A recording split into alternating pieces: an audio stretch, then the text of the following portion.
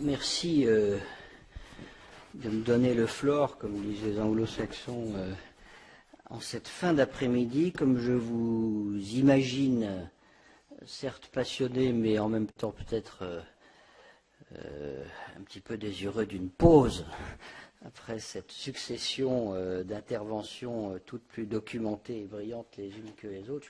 Je ne parle pas seulement de celle d'Éric Fraissinet et de celle des intervenants précédents que j'ai pu entendre à partir de mon arrivée, c'est-à-dire finalement pas depuis le début de l'après-midi, et je m'en excuse.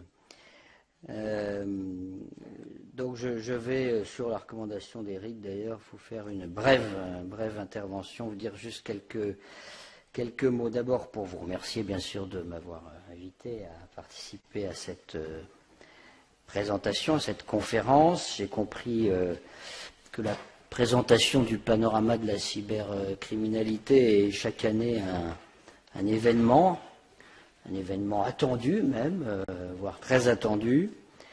Je comprends, au vu en tout cas, ou à l'écoute des exposés que je viens d'entendre, que cela tient à la qualité à la fois des intervenants et des interventions.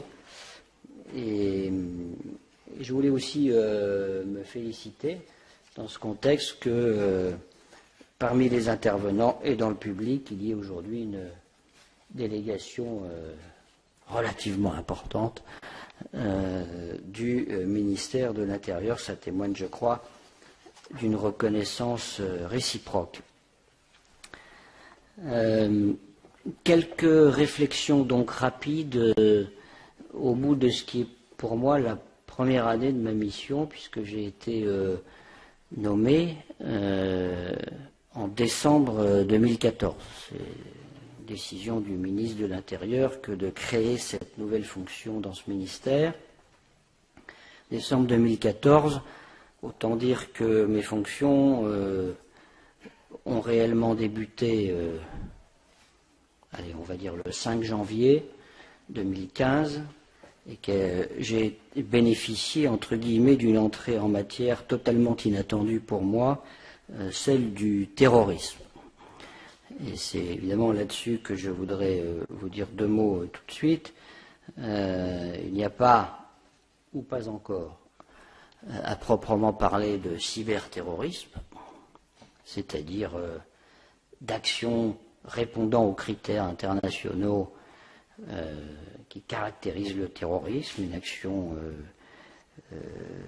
qui est perpétrée de manière violente, avec pour intention de répandre la terreur ou d'inviter, enfin d'empêcher un gouvernement de faire ce qu'il a envie de faire, ou au contraire l'inciter à faire ce qu'il n'a pas envie de faire. Ça, c'est la définition du terrorisme dans les conventions internationales.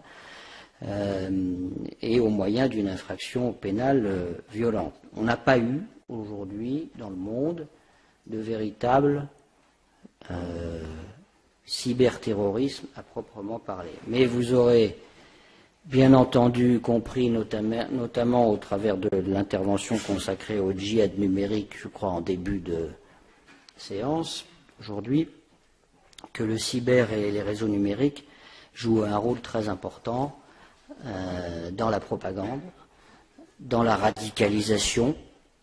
On parle souvent d'auto-radicalisation, je ne sais pas si elle est si auto que cela, mais en tout cas, le vecteur cyber y joue un rôle important, et sans trahir les secrets des enquêtes, on sait bien également que même dans le passage à l'acte sur des attentats qui sont dans leur modalité, j'allais dire tristement classique, du mitraillage, de l'explosion, etc. Toute la logistique, la préparation, les communications visant à l'organisation préalable et même pendant le déroulé des faits, fait appel à des composantes qu'on peut globalement qualifier de cyber. Ça s'est vu notamment lors des événements du 13 novembre dernier. Alors dans ces périodes tragiques, on apprend vite. Et pour cause, et ça m'est l'occasion de rendre hommage aux services d'enquête, la sous-direction de la lutte antiterroriste, la sous-direction de la lutte contre les cybercriminalités, les services de renseignement, et tous les services de police et de gendarmerie. L'expression a été employée devant vous. On est en train, par la force des choses, de passer à la lutte antiterroriste 2.0. C'est vrai qu'après des événements tels que ceux que nous venons de vivre, on peut dire que plus rien ne sera véritablement comme avant. L'activité cyber ne se résume pas pour autant, bien sûr, à cette actualité dramatique, aussi essentielle soit-elle pour notre pays, pour les victimes, pour les communautés qui se sentent menacées, et finalement pour chacun d'entre nous. Et c'est la raison pour laquelle, en dehors de ces événements particulièrement dramatiques, dont je ne peux même pas dire qu'ils sont purement circonstanciels, parce qu'on ne sait pas quand est-ce que les choses s'arrêteront dans ce domaine. Pourquoi, dans ce cadre-là, votre panorama annuel de la cybercriminalité est-il autant attendu? Moi, je crois que, en tout cas, du côté du public, mais aussi du côté des services de l'État et notamment du ministère de l'Intérieur, c'est pas seulement parce que Eric en est l'un des acteurs, mais c'est surtout parce que, enfin, pour deux raisons essentielles. La première, c'est que nous avons tous besoin, pour des raisons qui nous sont propres, qui tiennent à nos activités, de mieux connaître, de connaître, je dirais, le plus en temps réel possible, la nature de la menace. Et dans ce domaine, vous le savez mieux que moi, elle évolue de manière extrêmement rapide.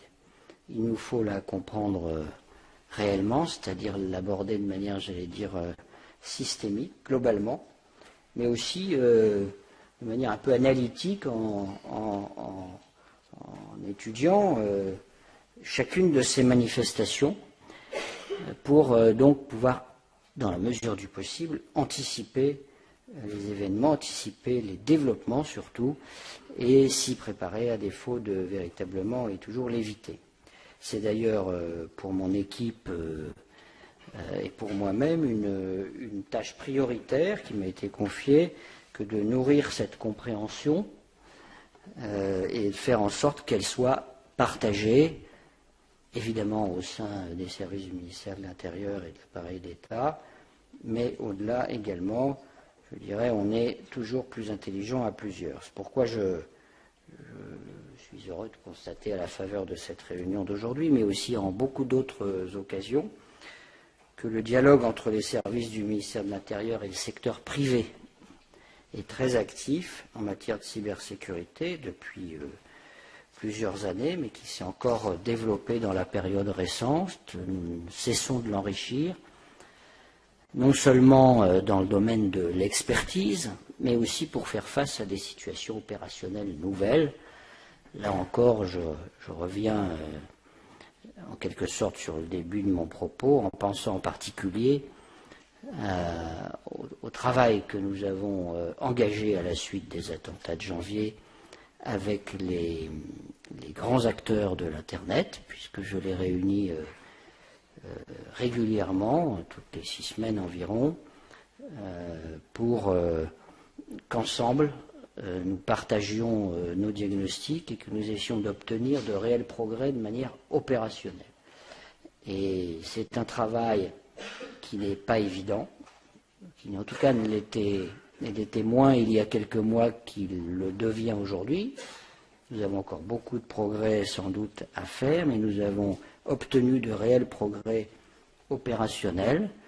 Et je peux vous dire que la façon dont les choses se sont déroulées en novembre est bien meilleure que ce que nous avions observé au mois de janvier. Ce n'est pas simplement l'effet d'une sorte d'entraînement, ni entraînement ni habitude, mais en tout cas une seconde expérience. C'est aussi le fait d'un travail méthodologique organisé entre ces grands acteurs de l'Internet et nous-mêmes pour être en mesure de mieux résoudre les problèmes qui nous sont posés dans ce genre de circonstances, sur le moment, comme dans les enquêtes qui suivent. Et sur le moment, je dois dire que nous avons été très favorablement impressionnés par la réactivité de certains opérateurs le 13 novembre, dès la nuit du 13 au 14 novembre, pour développer des services dont vous avez tous entendu parler, opération porte ouverte, pour permettre l'hébergement de personnes impliquées, ou en tout cas à proximité des attentats qui ont eu lieu, ou un dispositif permettant de signaler qu'on était en sécurité. Ce sont ceux en tout cas qui ont été rendus publics, qui ont été le plus remarqués. Voilà ce que je voulais vous dire. J'ajouterai que les interventions qui se sont succédées au cours de l'après-midi, d'après ce que j'en ai lu et d'après ce que je viens d'entendre, ont abordé, je crois, la plupart des problématiques et des défis de la lutte contre les cybermenaces d'une manière générale, qui est donc au cœur de notre sujet.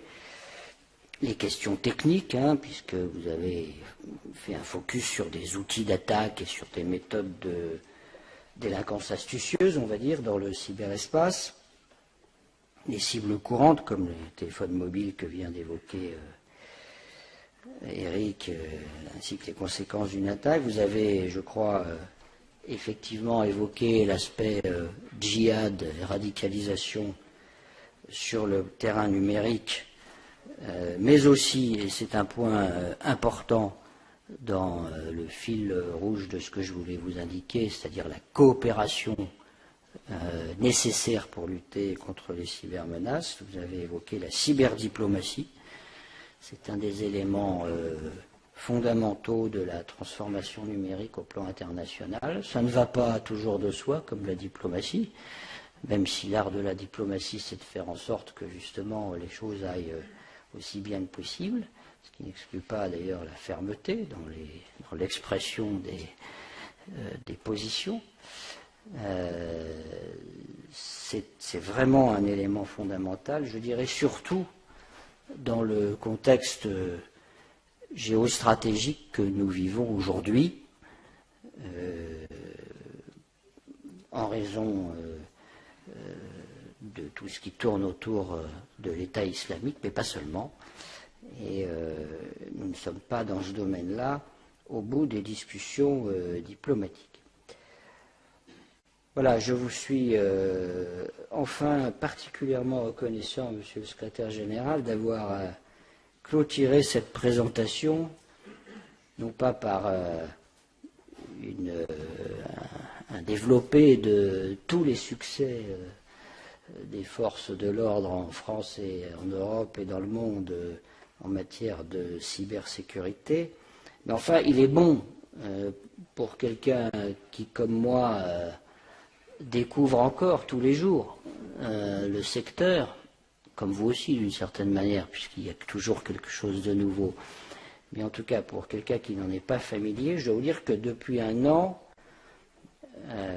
je me demande où j'ai mis les pieds, parce que pour le coup, on n'a pas beaucoup d'occasions de se réjouir. Ça fait un peu râler mes collaborateurs policiers et gendarmes quand je dis que on n'arrête jamais personne et que on n'a pas fini de lutter contre les cybermenaces et surtout d'obtenir des succès. Donc merci d'avoir souligné qu'il y en a quand même de temps en temps. Cela ne nous empêchera pas de savoir et de considérer et de travailler en ayant à l'esprit qu'il y a encore beaucoup à faire dans ce domaine. Mais c'est vrai que pour le moment, le crime a presque toujours l'avantage. Le montant des préjudices ne cesse d'augmenter au moins autant, sinon davantage en proportion que les bénéfices de l'usage du numérique. Mais un peu d'optimisme à mon tour, je pense que la bataille est loin d'être perdue. On commence à sentir chez nos compatriotes, chez le grand public, chez une part plus importante des entreprises, notamment des PME, une sensibilité plus forte, peut-être parce qu'ils se sont fait hacker, peut-être parce qu'ils ont aussi entendu des messages en ce domaine, et nous sommes là pour, avec l'ensemble des autres services qui s'en occupent, je pense à l'ANSSI, je pense au ministère de la Défense dans son domaine, je pense à beaucoup d'autres. Ils ont peut-être été réceptifs donc à ces messages de sensibilisation. Nous allons continuer parce qu'il faut aussi, dans ce domaine de la lutte contre les cybermenaces, que nous ayons la participation active des victimes potentielles que nous sommes tous, et que nos tentatives pour les sensibiliser trouvent un écho. En tout cas, les services du ministère de l'Intérieur, de la Justice, de la Défense et tous les services de l'État engagés dans cette bataille sont à la manœuvre. C'est le cas aussi de vous tous, et plus généralement de beaucoup d'acteurs privés qui, comme vous, contribuent à la transformation numérique en développant des outils et surtout des méthodes qui permettent d'assurer la sécurité du cyberespace.